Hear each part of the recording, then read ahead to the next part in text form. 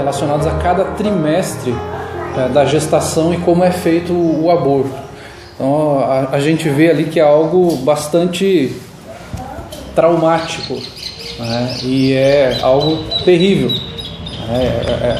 Foi feito com desenhos, obviamente, tem alguns, se for olhar na internet, tem alguns que tem até vídeos mesmo de como é feito ali, da criança se debatendo e tal. Acho que aquilo é muito chocante para a gente trazer aqui, mas alguns irmãos provavelmente já viram isso. Então nós vamos tratar desse tema hoje, dentro do tema antropologia, porque nós estamos falando aqui sobre o ser humano, o homem, mulher e o valor da vida. E nós colocamos já semana passada sobre pena de morte, e hoje nós vamos falar sobre aborto, um tema também bastante polêmico, mas que a igreja precisa tratar dele. A igreja precisa conversar sobre este tipo de tema. Nós não podemos negligenciar este tema. A igreja tem que estar a par disso, até porque uma hora você vai ser abordado sobre isso, sobre o que você pensa sobre isso. E aí quando alguém te abordar sobre isso, você não vai poder falar, eu não tenho nenhuma posição. Você deve ter uma posição. Você não deve ter só, deixa eu ver o que tal pessoa pensa, o que tal autoridade no assunto pensa sobre isso, o que a lei fala. Você não tem que pensar o que a lei fala. Tem que pensar, você tem que ter uma convicção bíblica. Se você é cristão, você precisa ter uma convicção bíblica.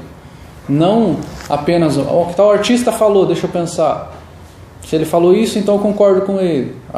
Se a lei fala isso, se o Supremo lá declarou que é possível abortar até a 12ª semana, então eu também concordo. Mas por que você concorda? Você é a favor dessa descriminalização do aborto? Sim, não. Por que você é a favor? Por que você é contra? Você sabe o que a Bíblia fala sobre isso? Isso é muito importante, e todos nós precisamos ter uma convicção nesta área que é tão importante, diz respeito à vida. Não é apenas uma questão emocional, é uma questão voltada para a Bíblia, porque nós vemos o que Deus fala sobre a vida. Nós não somos meros animais, até porque hoje em dia há uma comoção muito maior se você matar um filhote de cachorro do que de repente de uma mulher cometer um aborto. Nós chegamos a esse ponto de as pessoas se escandalizarem, de ter repercussão nacional e passar em jornais em todo o Brasil lá de alguém que maltratou e matou um animal. Isso é errado, é repugnante mesmo, não deve fazer isso. Mas de você achar que é legal, que é moderno, uma mãe que ela não quer, então ela vai lá e aborta seu filho e joga no lixo como se fosse uma coisa. Então vamos pensar sobre isso hoje. Uma informação importante, gente, para nós termos um parâmetro aqui sobre o que nós vamos conversar. Eu peguei de um site chamado Jornal Ciência, e ali fala que o coração do bebê ele começa a bater com 16 dias de vida. Até um tempo atrás se falava que era com 21 dias. Mas fomos pesquisando, aprofundando-se as pesquisas, e agora se entende que o coração de um bebê, aos 16 dias de vida, ele já começa a bater. Ou seja, esse bebê já está com o coração batendo talvez antes do que a maioria das mulheres percebe que está grávida. Que quando a mulher às vezes percebe que está grávida, o médico lá já fala, você já está de 3, 4, 5 semanas já. E às vezes a mulher não percebe. Então, bem antes de ela perceber, já tem um coraçãozinho batendo ali. Então, a questão do aborto aqui, ela envolve muito o que é vida e quando começa a vida. Ok? Não é só qual é o valor da vida, mas quando começa a vida. O que é vida de verdade? Vamos pensar em como era a criança, não apenas pensando no feto, mas depois de ele nascer, como uma criança era vista na antiguidade. Em algumas civilizações, em algumas nações, as crianças eram sacrificadas aos deuses. Se vocês forem olhar na Escritura, existem nações ali pagãs que elas sacrificavam seus filhos ao deus Moloque. Elas entregavam lá e seus filhos eram queimados em sacrifício a este deus. Tanto que o próprio Israel muitas vezes sacrificou seus filhos ao deus Moloque, foi castigado por isso, porque se envolveu com os cultos pagãos e entregava seus filhos, pegava seus filhos ali, pequenos ainda, e entregava lá para ser queimado como sacrifício. Matavam seus filhos como se fosse uma coisa, um bicho. As crianças, elas eram muitas vezes jogadas de penhasco. Se visse ali que aquela criança nasceu e ela tem algum problema de saúde, ela tem algum órgão ali problemático, se ela tem algum tipo de síndrome, eles pegavam e jogavam de penhascos essas crianças.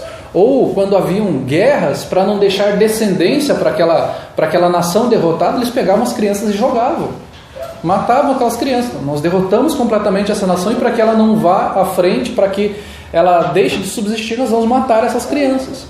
Tá? As crianças muitas vezes elas eram vendidas como escravas. Elas eram, os pais tinham problemas financeiros ali, e uma forma de eles se manterem era entregar seus filhos. Olha, eu vou vender meu filho em troca dessa dívida e meu filho pode ser seu escravo. Então, as crianças muitas vezes eram vistas dessa forma, como um produto, como algo que, se não presta, como aquele brinquedinho lá na sua casa que quebrou, brinquedinho do seu filho, e você fala, isso aqui está só incomodando aqui, vou jogar no lixo, está com defeito. Né? Então as crianças eram vistas como um produto, como uma coisa, né? E como algo que era utilitário. Na antiguidade também, o aborto, existiam algumas posição pró e a favor do aborto. Para os babilônios e assírios era considerado um crime extremamente grave. Eu até peguei uma citação aqui que diz o seguinte, né, de um manuscrito já na verdade citado num livro, essa questão, que fala o seguinte: se alguma mulher abortar intencionalmente depois de julgada e condenada, deverá ser empalada em estacas sem enterro, e se tiver morrido ao abortar, a empalarão em estacas sem enterrá-la.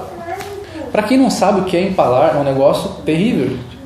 Se pegava estacas de pau e você enfiava pelo orifício anal da pessoa para que traspassasse o corpo inteiro dela.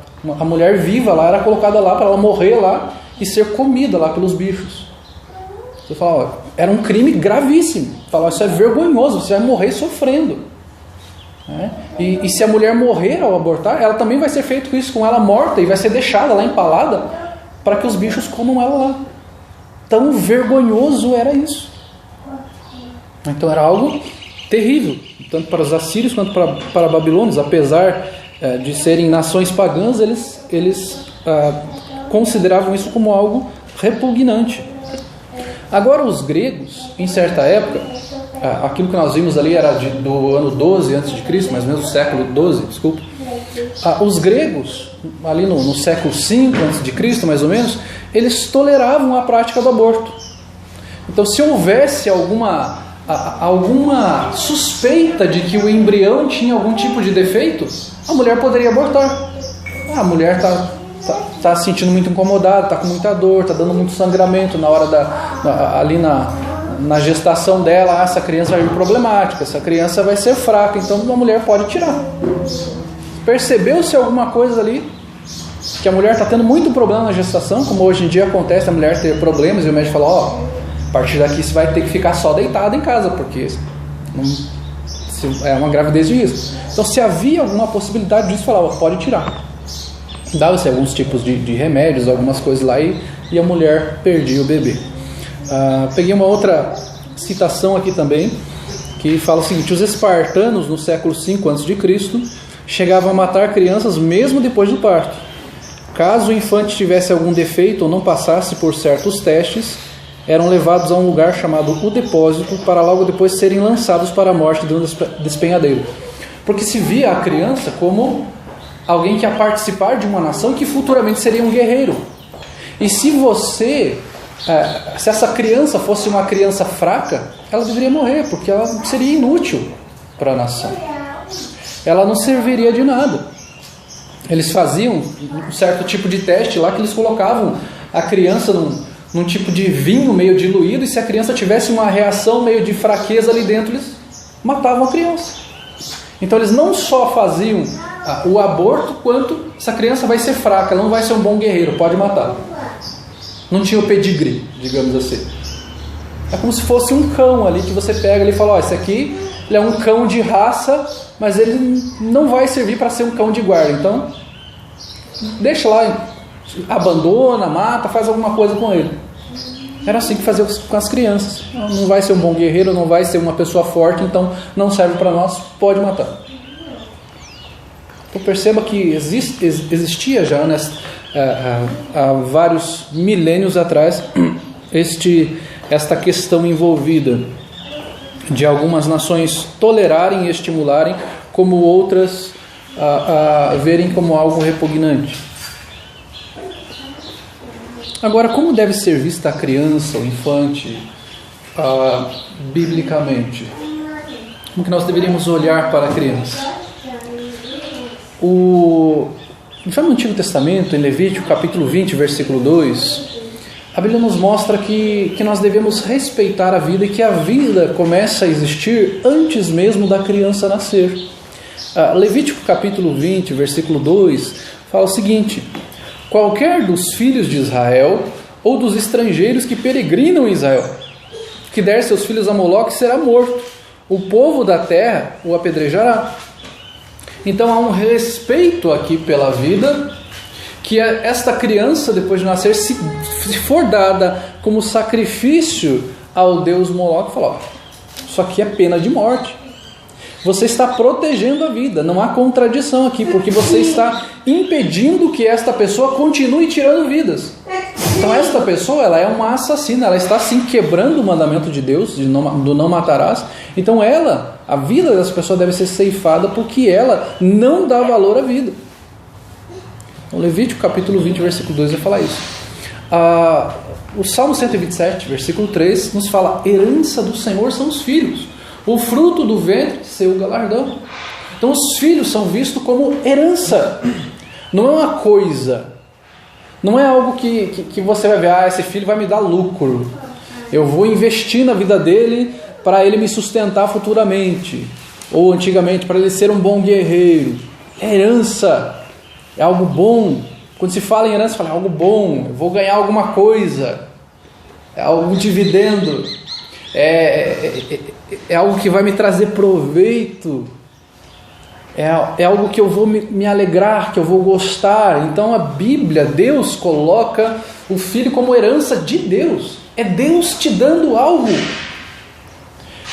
Tão forte é isso que quando uma mulher no Antigo Testamento não conseguia engravidar, não só no Antigo, no Novo também, a mulher se sentia desfavorecida por Deus. Ela se sentia até amaldiçoada, porque ela não podia ter filhos.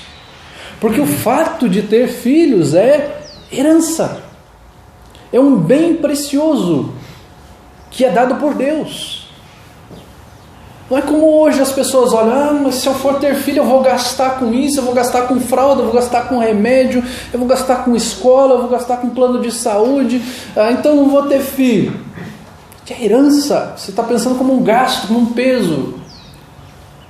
Filho, criança, não é peso, é herança.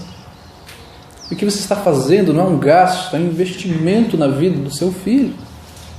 Se você pensa como um peso, há algo errado na sua mentalidade. Você já anexou uma mentalidade mundana à sua mente. Você já pensa como o mundo, que pensa em algo pesaroso e não como herança de Deus. Então, quando a gente deixa de olhar a criança como uma herança, nós começamos a olhar para a criança como um peso, e eu começo a tentar então racionalizar que então é possível, de repente, se não for uma criança entre aspas desejada, que eu posso me desfazer dela em algum momento da gestação.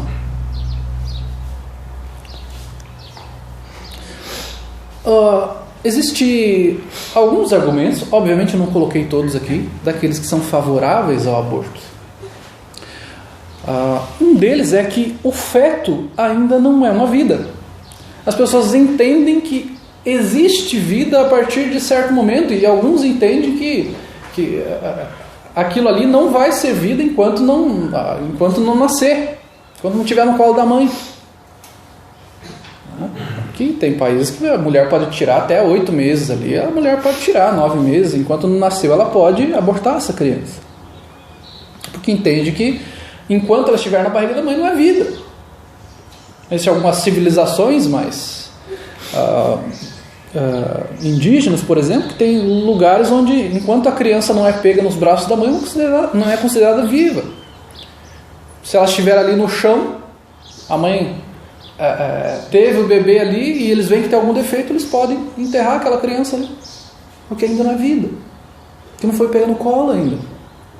Então aonde começa a vida? A argumentação aqui pode se abortar porque aquilo ali não é uma vida ainda, uma coisa que está ali. Ou por questões sociais. Esta família ela é muito pobre, ela não vai conseguir criar esta criança, então ela precisa abortar esta criança. Ela já tem 5, 6, 10 filhos, e como é que ela vai criar mais um? Então é necessário que ela aborte. Ou questões pessoais, falar, eu não quero engordar, eu não quero ficar cheia de estrias, de celulite, e eu vou abortar. É meu corpo, eu faço o que eu bem entender com o meu corpo. Como se ali fosse um rim dela. Eu vou cortar, eu não gostei desse dedo aqui, eu vou cortar fora. Eu quero ter só 9 dedos. 9 é suficiente, não preciso de 10. É uma questão pessoal, meu corpo, minhas regras. Então estas são 3 questões, 3 argumentos que são favoráveis ao aborto. A questão de que o feto não é uma vida, questões sociais, sou pobre, ou questões pessoais, meu corpo vai ficar cheio de estrias, eu vou engordar, eu vou depois vou ter que ficar amamentando e eu vou perder o sono porque essa criança vai chorar à noite, então eu vou abortar. Questões pessoais, meu corpo, minhas regras, eu faço com o meu corpo que eu bem entender. Essas são argumentações de quem é favorável ao aborto. Agora um contraste de valores que a gente vê aqui. Existem pessoas que tratam com grande ênfase, não, meu corpo, minhas regras, eu posso abortar, eu posso fazer o que eu bem entender. Não é interessante que se você de repente chegar lá na praia e ter alguns ovos de tartaruga lá e você pega e de qualquer forma lá você chega de propósito e dá um pisão naqueles ovos, você vai ser punido por isso. Você vai ser preso por isso.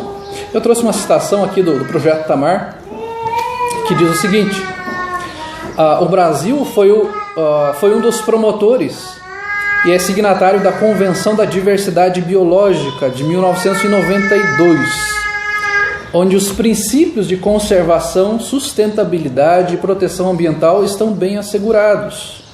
O meio ambiente brasileiro passou a contar com a Lei de Crimes Ambientais, Lei número 9.605, de 12 de fevereiro de 1998, que prevê sanções.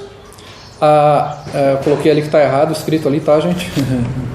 A grafia não está correta. Prevê sanções e penas para captura, matança, coleta de ovos e distúrbios de habitat da fauna silvestre. Então está lá no tamar.org.br. Falou, você tem sanções, penas para captura, matança e coleta de ovos e distúrbios. Você pode ser punido com serviço à comunidade, multas, pode ser até preso, porque você danificou algum ovinho de tartaruga, danificou ali de propósito, chegou ali, vou quebrar tudo isso aqui, não quero. E ali é considerado vida. Os bichinhos estão dentro do ovinho de tartaruga ali, é vida. É vida. E você não pode matar. Se você matar, você vai tomar uma multa. Você vai prestar serviço à comunidade. Você pode ser preso. Ah, mas são animais em extinção. Ok, se o ser humano tivesse extinção, aí seria vida, então, o feto. Qual é o parâmetro? Só porque nós somos 7 bilhões, então não é vida? Se fôssemos 50, seria vida? Qual é o parâmetro, então, para se dizer que é vida? Se há estudos de planetas e você fala, olha, naquele planeta os cientistas estão com quase certeza de que há algum tipo de bactéria, algum tipo de ser naquele planeta, e fala, lá já existe vida. Existe vida fora do planeta Terra, porque eles acharam um ser unicelular naquele planeta, então existe vida. E agora, um bebê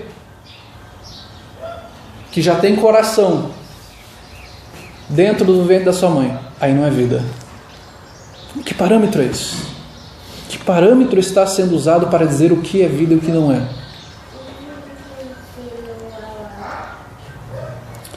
Existe uma possibilidade da descriminalização do aborto no nosso país. O Supremo, o STF, está para decidir essa descriminalização até a 12ª semana de gestação. Isso pode acontecer. E existem os pró-abortos, contra o aborto, que estão colocando essas questões, toda a argumentação, e fiquem de olho, gente. Você pode se posicionar com relação a isso. E tem muita gente que se diz evangélica que é favorável a isso, e tem muita gente que se diz evangélica, inclusive envolvida com política, que fica em cima do muro, que fala, vamos discutir sobre isso. Não tem o que discutir. Se você é um cristão, se você entende que há vida ali a partir do momento da concepção, não há o que discutir. Não há o que discutir. Se a pessoa está falando isso, ela só está criando voto. Vamos discutir com a sociedade. Não, a gente tem que se posicionar. Aquilo que eu estou falando aqui é uma posição minha, uma posição da igreja. Eu não vou aqui me reunir com cada um e vou fazer um plebiscito, perguntar, você é a favor ou contra? Tem mais a favor do que contra, então eu sou a favor. Nós temos que ter uma posição bíblica. Nós temos que ter a nossa própria posição. Você tem que ter a firmeza de falar, olha, eu sou contra isso.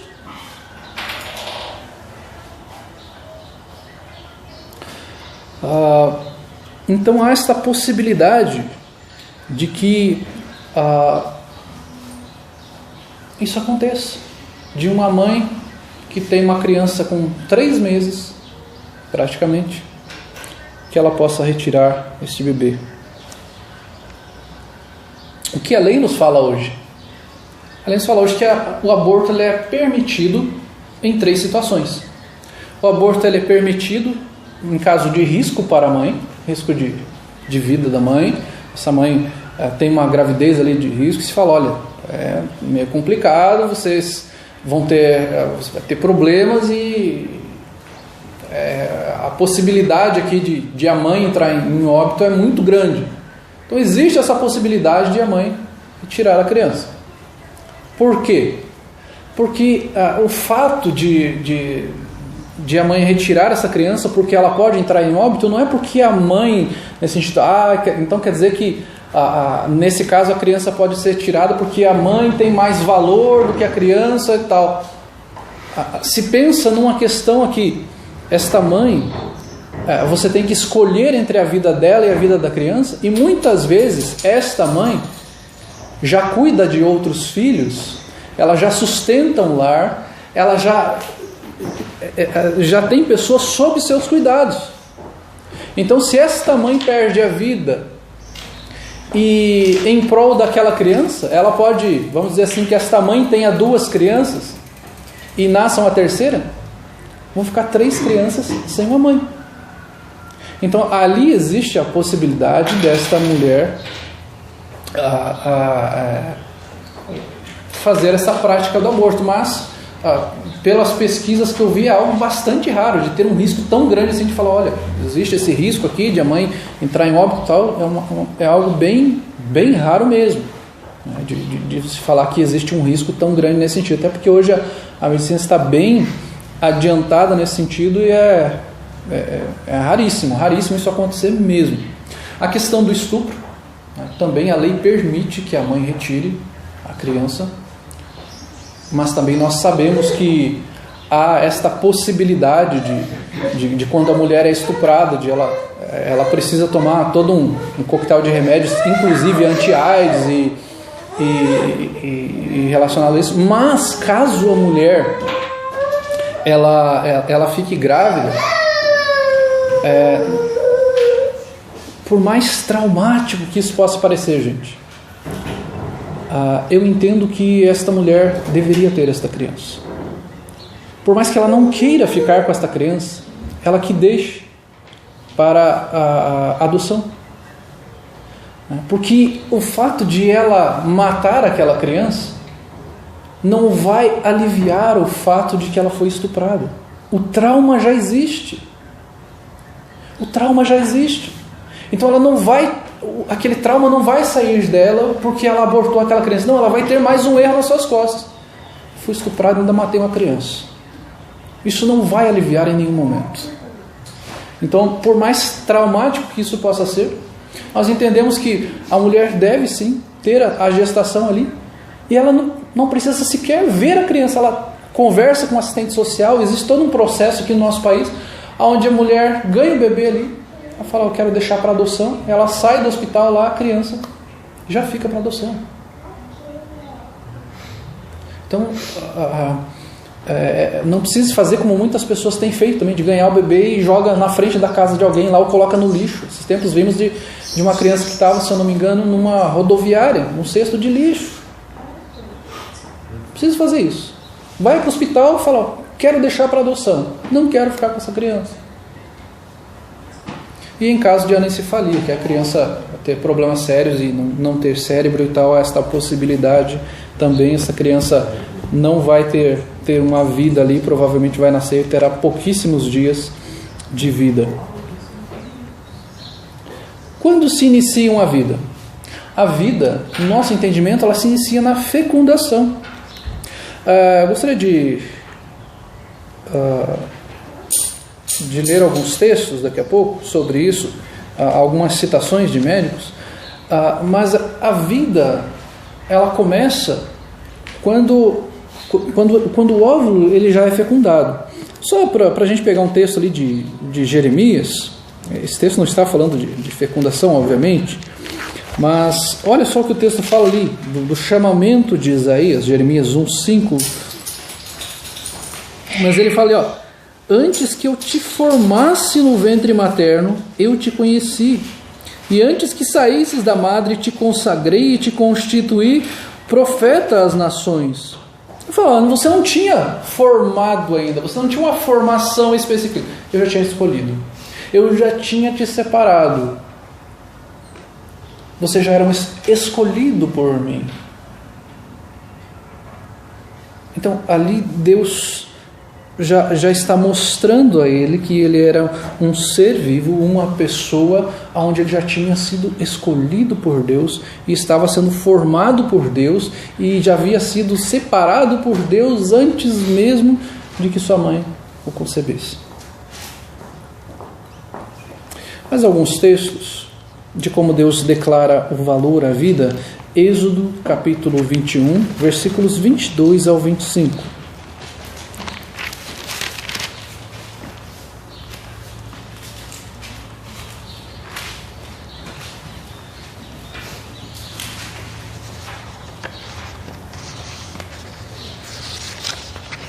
Êxodo 21, 22 ao 25.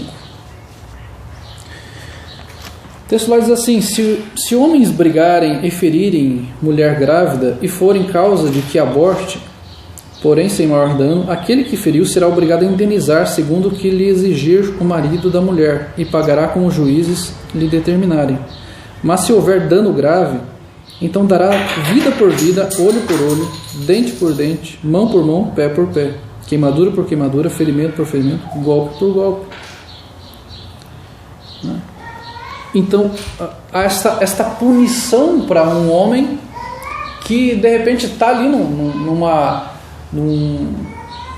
numa briga, numa confusão, e há uma mulher no meio ali, e esta mulher aborta, porque em algum momento ele sobra algum soco ali para ela, e aquela mulher perde o filho. Você vai ser punido. Você vai ser tratado com rigor. Porque Deus valoriza a vida, aquilo ali é uma vida, não é um bichinho, não é uma coisa que está ali. Não é uma coisinha que vai ser jogada fora, não é uma casca de alguma coisa, uma casca de uma melancia. É um ser, e você vai ser punido neste caso. Você vai ter que pagar. Você vai ser punido. O Salmo 139 também nos mostra como a maravilha da criação de Deus. Salmo 139, versículos 13 ao 18.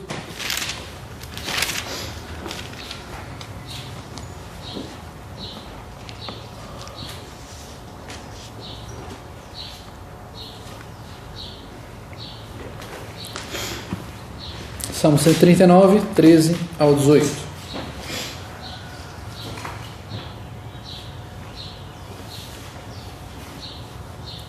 Pois tu formaste o meu interior, tu me teceste no seio da minha mãe. Graças te dou, visto que por modo assombrosamente maravilhoso me formaste. As tuas obras são admiráveis, e a minha alma o sabe muito bem. Os meus ossos não te foram encobertos, quando no oculto fui formado e entretecido como nas profundezas da terra. Os teus olhos me viram a substância ainda informe, e no teu livro foram escritos todos os dias, cada um deles escrito e determinado, quando nenhum deles havia ainda. Que preciosos para mim, ó Deus, são os teus pensamentos, e como a grande a soma deles. Se os contasse, excedem os grãos de areia. Contaria, sem jamais chegar ao fim. Que mostra Deus como se fosse aquele artista que está nos formando no ventre da nossa mãe, que está nos fazendo.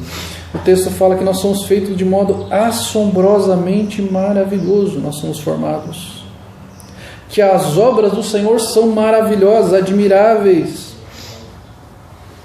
Foi o Senhor quem nos teceu no seio da nossa mãe. Então Deus quem nos formou, foi Deus quem nos fez. Nós somos obra de Deus. Deus já mostra que há valor para aquela criança desde que ela está no ventre da sua mãe.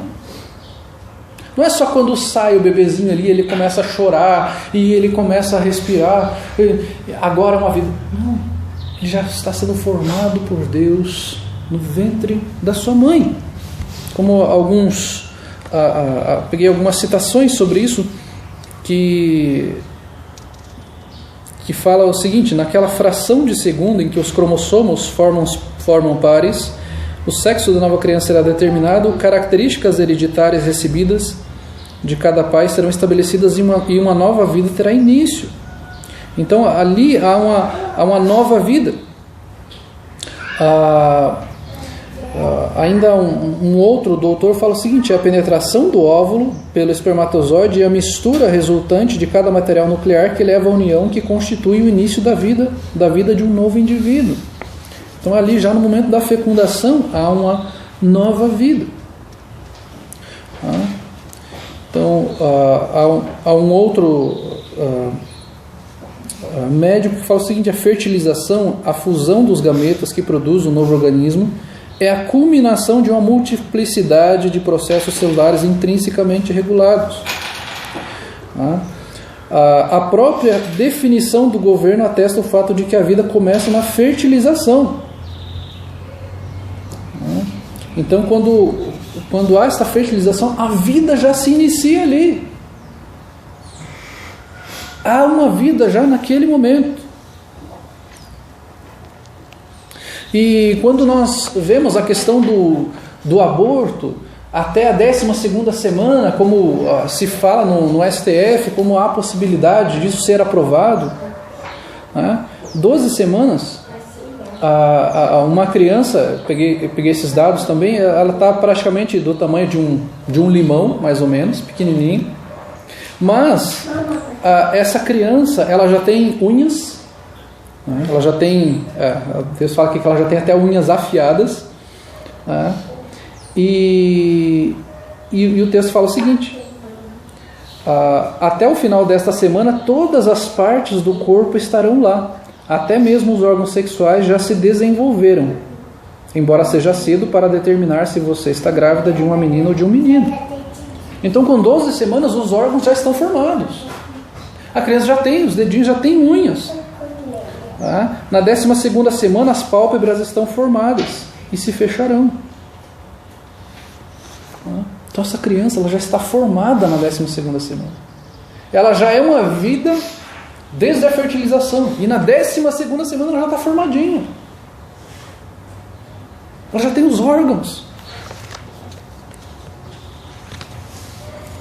Que é algo maravilhoso de Deus, que Deus fez da forma como Deus nos fez. Algumas soluções contra o aborto. Para o incrédulo aqui, primeiramente. É o Evangelho. Nós precisamos pregar o Evangelho para essas pessoas e elas compreenderem de que o mais importante é ela glorificar a Deus e não glorificar a si própria. O que vale não é a sua alegria, o seu bem-estar, o seu corpo, que um dia, você cuidando ou não, ele vai envelhecer. Mas é você entender que aquilo é uma criação de Deus, que não é um bicho, que aquilo não é um animal, que aquilo não é uma coisa, mas que é alguém criado à imagem e semelhança de Deus. E que esta pessoa precisa do Evangelho, precisa compreender a graça de Deus, precisa compreender a misericórdia de Deus. Primeiramente, é necessário pregar o Evangelho para uma pessoa que crê que o aborto é possível. Questões básicas, métodos anticoncepcionais. A mulher, não quero engravidar.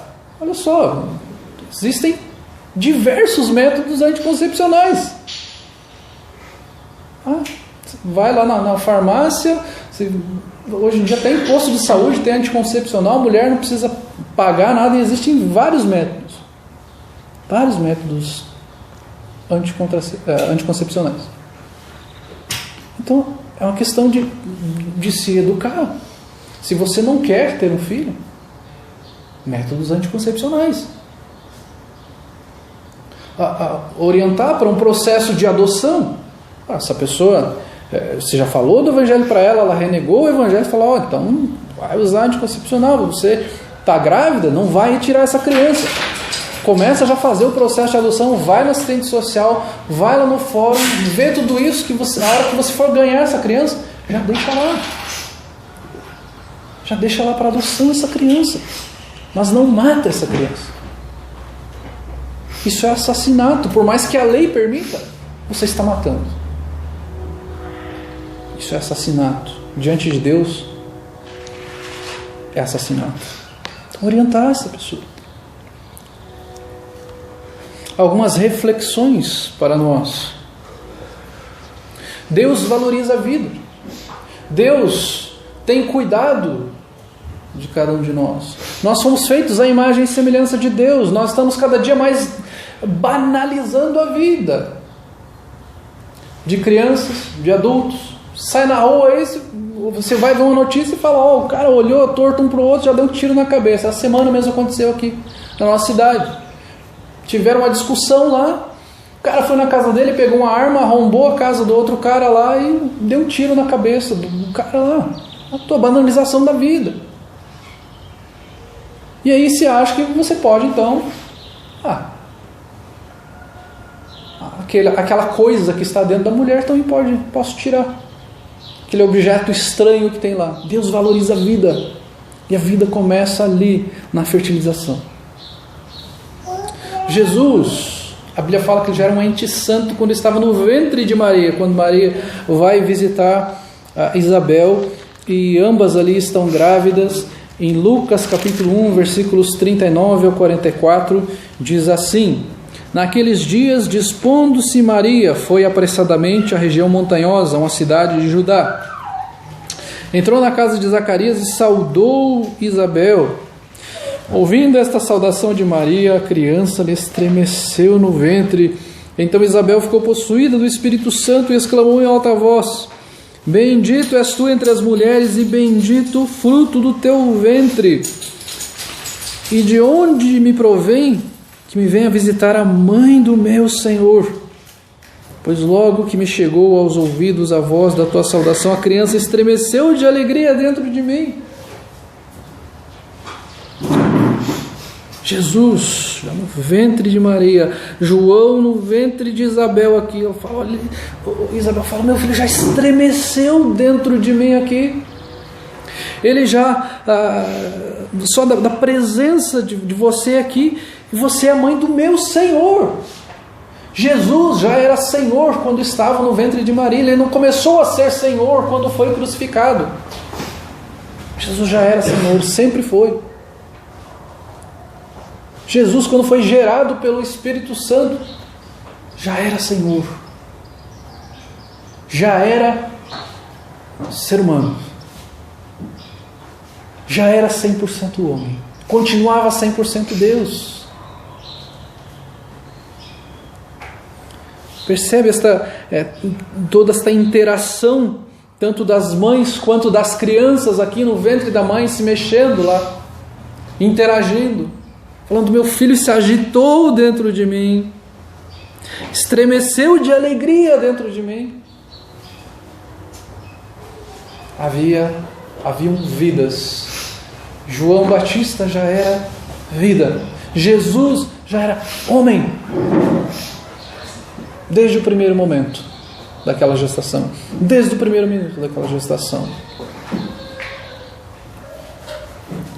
É importante a igreja abordar a questão da sexualidade de forma mais enfática.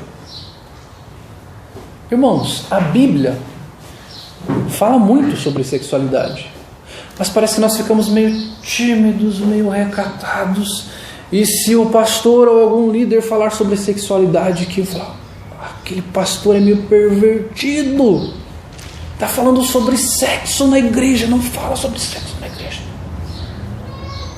Ou aquela coisa meio, hoje eu vou falar sobre sexualidade.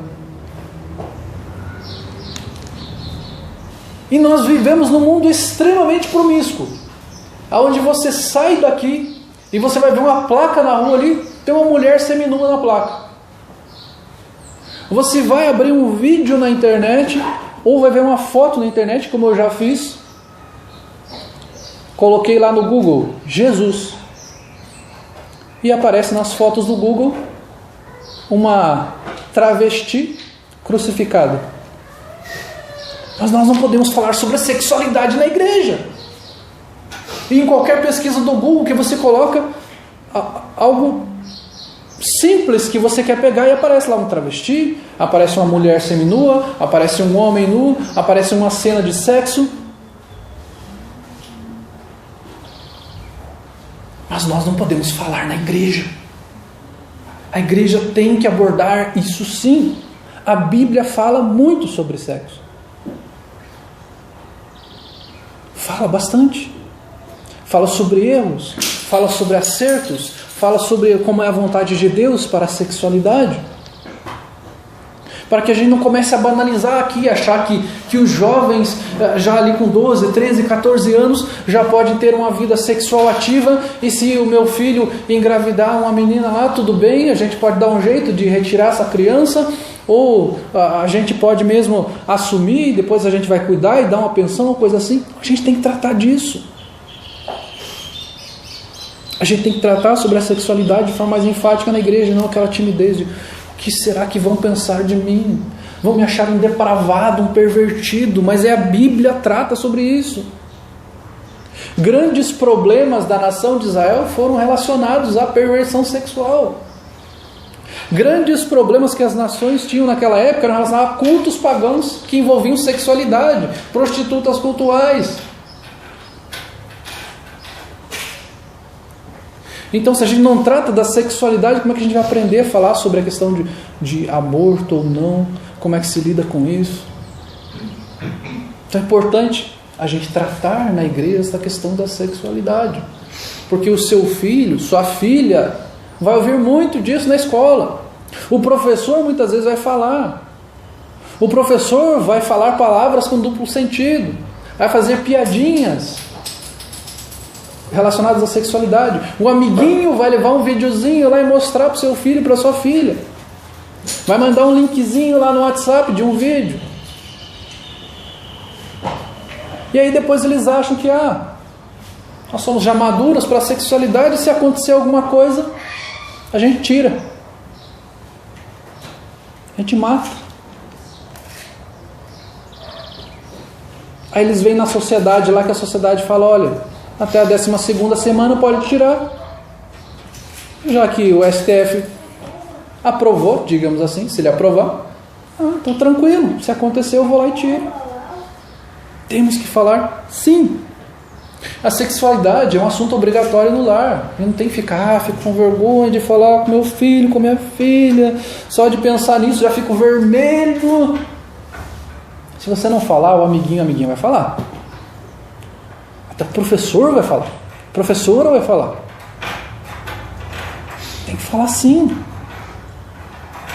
Porque é através da sexualidade que você vai ter uma criança, e você tendo essa criança e pensando em todas as implicações daquela menina de 13, 14 anos, falando, poxa vida, mas se eu tiver um bebê, eu vou ter que parar de estudar, eu não vou conseguir arrumar um emprego futuramente, eu vou ter que acordar à noite para dar mamar e tal, eu prefiro tirar. Então precisa se falar sobre sexualidade. Você tem que falar na sua casa. Obviamente, de acordo com a maturidade de cada filho que você tem. A forma como você vai falar para uma criança de 8, 10 anos é diferente para um adolescente de 15, 16. Você tem que ter esse entendimento, obviamente. Mas você precisa fazer o progresso da revelação dentro de casa. Já mostrar, olha, filhinho. Mostra um desenho lá. Mamãe e papai é assim, é diferente. Deus criou dessa forma, homem e mulher. Depois, quando a criança vai crescendo, você vai desenvolvendo o assunto, trabalhando nisso. Se você não fala, o professor dela vai falar, o amiguinho vai falar, o vizinho vai falar, o livro didático da escola vai falar. E vai mostrar que pode. Não é verdade? Aborto, normalmente, diz respeito a uma prática egoísta, porque ela está relacionada ao seu corpo. Você pensa, é meu corpo, eu faço com ele o que eu bem entender. É meu corpo, são minhas regras. Como se aquele corpo que estivesse dentro dela fizesse parte dela. Aquilo ali é outra vida. Tem a sua própria impressão digital. Tem o seu próprio tipo sanguíneo, que muitas vezes não é o mesmo da mãe. Tem o seu coração próprio. Tem os seus órgãos próprios. Então não é o seu corpo. É um outro corpo que está ali. Não é seu corpo. Está dentro do seu corpo, mas não é seu corpo. É outra vida. Então normalmente diz respeito ao egoísmo. Achar que é o meu corpo e isto vai atrapalhar os meus projetos, a minha carreira profissional, eu não vou conseguir ganhar o dinheiro que eu gostaria, eu vou perder muito tempo, o meu corpo vai ficar caído, o meu corpo vai ficar assim, o assado. Eu não queria ter este filho agora. Normalmente diz respeito ao egoísmo, a falta de amor à vida, a falta de temor a Deus. Aborto diz respeito a matar alguém, não é o corpo da mulher. Quando se é tirado aquilo, aquela criança está matando alguém. É uma vida que está ali. Aborto diz respeito a assassinato. Aquilo ali é assassinato. É pecado. Por mais que não se criminalize até 12 semanas, se esta lei passar diante de Deus, você estará em pecado se fizer isso. Aborto pode ser usado com o objetivo de relativizar valores e revelar ainda mais a crueldade do ser humano. O aborto em si só revela quão cruel você é. O aborto revela quão egoísta o ser humano pode ser, porque ele vai pensar em si próprio e não vai pensar naquela vida. Ele não valoriza a vida. E isso pode abrir para outras coisas mais cruéis ainda. Claro. Eu trouxe até um artigo aqui sobre a questão de relativização de valores. É o seguinte, foi uma câmera escondida foi colocada ali para gravar uma situação de uma mulher ali que pertencia àquela ONG chamada Planned Parenthood, que é uma ONG abortista nos Estados Unidos. E ali foram 2 atores que fingiram interesse na compra de órgãos para pesquisa. E a mulher ali, que era da ONG, falava o seguinte: segundo Débora, os preços dos tecidos e órgãos dos bebês abortados variam entre 30 e 100 dólares, dependendo do tipo, e que esses valores cobrados servem para bancar os custos com preservação, transporte ou envio. Então, além de abortar, eles pegam esses tecidos e vendem, o que é ilegal, inclusive. Né? Há uma contradição aqui também, né? Porque você pode matar, mas não pode vender os tecidos. Mas os dois deveriam ser ilegais, mas aqui... Irmãos, é em Cristo. Em Cristo nós temos perdão dos nossos pecados. Você não pode usar outra pessoa para tentar expiar a sua culpa. Aquele bebê não vai tirar a sua culpa. A morte daquele bebê não vai tirar a sua culpa. Ela vai criar uma culpa ainda maior em você. Ela vai fazer com que você tenha mais algo do que se lamentar futuramente, porque aquilo é um erro. Então procure em Cristo o verdadeiro sentido da sua vida. Procure em Cristo saber o quanto Ele valoriza a vida e o quanto Ele nos amou. E como Ele poderia sim ter nos descartado, porque pecadores que somos, miseráveis que somos, mas Ele nos amou, Ele nos acolheu. Nós somos adotados por Deus Pai por meio de Jesus Cristo, com todos os erros que nós temos, com toda a culpa que nós temos de Jesus Cristo ter vindo a este mundo, ter sido crucificado. A culpa foi nossa, mas o Senhor nos amou, e nos escolheu, e nos salvou, e nos preservou. Que o nosso sentimento esteja em olhar para Cristo e olhar para a graça de Deus e não olharmos para a relativização moral deste mundo. Que o Senhor nos ajude, que o Senhor seja misericordioso para conosco.